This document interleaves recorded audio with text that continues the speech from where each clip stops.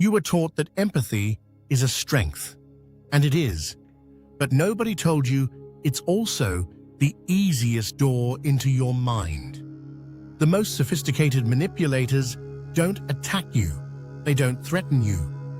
They make you feel their pain, and then use that feeling to control everything you do next. Think about the last time someone made you feel guilty for saying no, or the last time you changed your decision because someone looked disappointed, or the last time you stayed in a situation you knew was wrong because leaving felt cruel. That wasn't compassion. That was your empathy being used as a leash. And the person holding it may not have even realized they were doing it. Empathy is not the problem. Unguarded empathy is. There is a critical difference between feeling what someone else feels and being controlled by what someone else feels. Most people never learn to tell those two apart. Here's what's happening inside your brain when this occurs. When you sense someone else's distress, your mirror neurons fire. Your body physically responds as if the pain were your own. Your nervous system doesn't distinguish between your suffering and theirs. This is a beautiful mechanism. It's what makes humans capable of connection, loyalty, and love. But it's also what makes empathetic people the easiest targets for psychological manipulation in any environment. Manipulators don't need chains. They just need you to feel responsible for their emotions.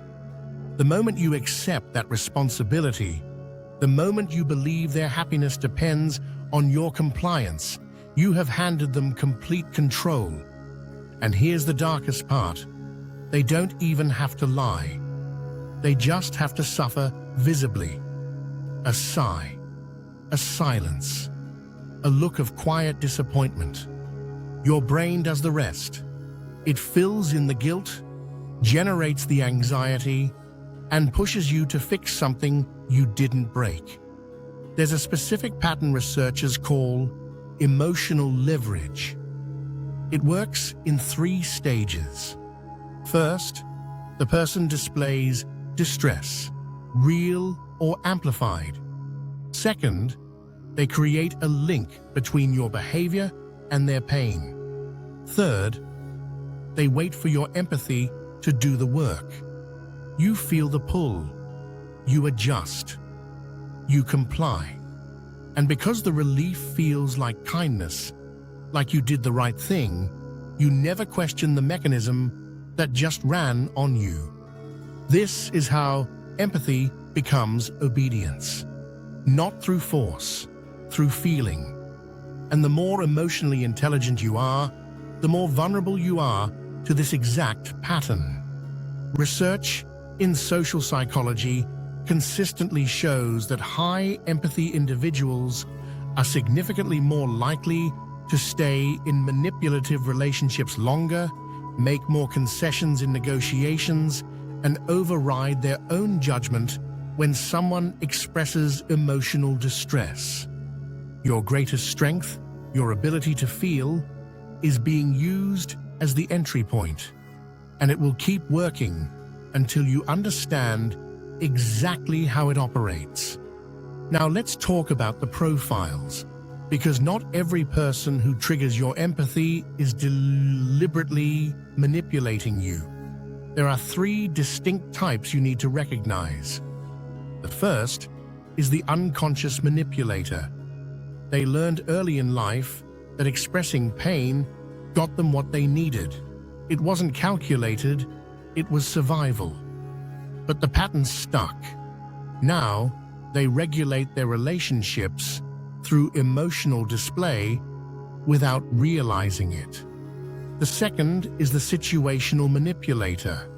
Someone who normally operates with integrity but under pressure, in conflict, in desperation, defaults to emotional leverage. They're not a bad person, but in that moment, they're pulling a lever they know works on you. The third is the deliberate manipulator. This one knows exactly what they're doing. They've identified your empathy as a resource, and they extract from it systematically, calibrating their distress to just the right level to keep you compliant without pushing you away. The third type is rare, but they cause the most damage precisely because they're patient. They don't drain you in one moment. They do it slowly, over months, until your instincts are so recalibrated that guilt feels normal and boundaries feel cruel. Here's how you know your empathy is being used against you. You feel responsible for emotions you didn't cause. You apologize constantly, even when you've done nothing wrong. You feel anxious when someone is upset, even if their upset has nothing to do with you. You change your behavior to manage someone else's mood. You feel guilty for having needs. You confuse their discomfort with your failure. If any of these feel familiar, your empathy has been weaponized. So what do you do? Because the answer is not to become cold. It's not to stop caring. Shutting down your empathy to protect yourself is like burning your house down to kill a spider. The capacity itself isn't the problem. The solution is what psychologists call empathic boundaries, the ability to feel with someone without feeling responsible for them. You can acknowledge someone's pain without accepting ownership of it. You can care without complying.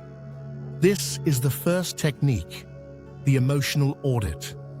Before you act on guilt or someone else's distress, pause and ask yourself 3 questions.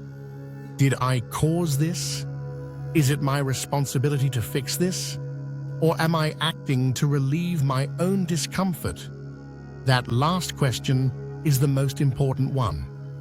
Because most empathy-driven compliance isn't really about the other person. It's about you, about the unbearable feeling of watching someone suffer and doing nothing. You're not helping them. You're medicating yourself.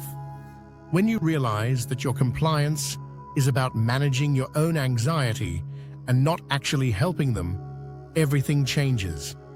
You stop confusing guilt with obligation, and you start responding from choice instead of pressure. The second technique is called the gap pause. When someone expresses distress and you feel the pull to immediately fix, apologize, or comply, don't. Insert a deliberate gap of at least 30 seconds before responding. This gap does something critical. It gives your prefrontal cortex time to engage before your emotional brain takes over. It lets you assess the situation instead of react to it. And it sends a signal to yourself and to them that you are not automatically available for emotional management. Most manipulative dynamics depend on your instant reaction. The gap breaks the circuit. When you don't immediately respond to distress with appeasement, the pattern loses its power, sometimes permanently. The third technique is reality testing. When you feel guilt or responsibility for someone's emotions, ask yourself if a neutral observer watched this interaction. Would they say, "I did something wrong"? Would they say this person's distress is a reasonable response to my behavior? This technique is powerful because manipulation thrives in isolation, in the private space between you and the other person, where their reality becomes the only reality. Bringing in a neutral perspective immediately rebalances the equation. If the answer is no, if a reasonable person would not say, "You caused this," then what you're feeling is not guilt. it's pressure. And pressure is not a reason to change your behavior. Now here's the part nobody talks about. Implementing these techniques will feel wrong at first. Not because they are wrong, but because your nervous system has been trained to read boundary setting as cruelty. When you stop immediately fixing someone's emotional state, they may escalate. The distress may get louder, more visible, more urgent. This is not evidence that you failed. It's evidence that the pattern is breaking, and the person who relied on it is losing their leverage. Stay with the discomfort. The guilt you feel in that moment is not moral information. It's a conditioned response. It will pass. And on the other side of it is a version of you that cannot be controlled through feeling. Because here's the truth about empathy and power. The most emotionally intelligent people in the world are not the ones who feel the most. They're the ones who feel deeply and remain sovereign over their own choices despite what they feel. They can sit with someone's pain without drowning in it. They can care without losing themselves. They can be moved and still not be moved from their position. That is not coldness. That is mastery. Feeling everything is not strength. Feeling everything and still choosing deliberately, so that is strength. And it is available to you the moment you stop treating other people's emotions as commands. Your empathy was never meant to be a control mechanism for someone else. It was meant to connect you to the world, not to hand the world a remote control to your decisions. The people who matter, the ones worth keeping close, will never use your compassion as currency. They won't need to, because real connection doesn't require your compliance.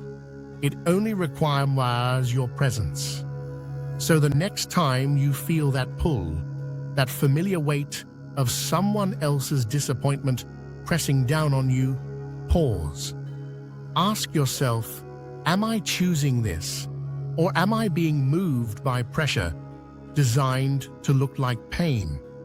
Because you are allowed to care, you are allowed to feel, and you are allowed to say no, without it meaning you are cruel, selfish, or broken. Your empathy is one of the most powerful things about you. Protect it, because the world needs people who feel deeply. It just doesn't need those people to be controlled by it. Stay lucid.